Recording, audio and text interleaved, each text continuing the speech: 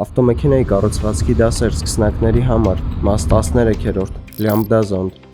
Լյամբդա զոնդը թթվածնի ցուցիչ է, տեղադրված է մեքենայի կատալիզատորից առաջ եւ հետո։ Այն չափում է մնացորդային թթվածնի քանակը վառված գազերում։ Ստացված տվյալները փոխանցվում են շարժիչի էլեկտրոնային կառավարման համակարգին։ Այս տեղեկության հիման վրա համակարգը կարգավորում է վառելիք օդ խառնուրդի համամասնությունը։ Լյամբդա զոնդի նպատակը ապահովել վառելիքի օպտիմալ այրում, նվազեցնել ծախսը եւ արտանետումները։ Եթե ցուցիչը խափանվում է, խառնուրդը դառնում է կամ շատ հարուստ, կամ շատ աղքատ, ինչի հետևանքով շարժիչի հզորությունը նվազում է, վառելիքի ծախսը մեծանում է, շարժիչը ավելի արագ է մաշվում։ Առաջին անգամ լյամբդա զոնդը օգտագործվել է 1976 թվականին Volvo ընկերության կողմից։ Նրա անունը գալիս է հունարեն լյամբդա տառից, որը օգտագործվում է որպես վառելիք օդ հարաբերակցության ցուցիչ։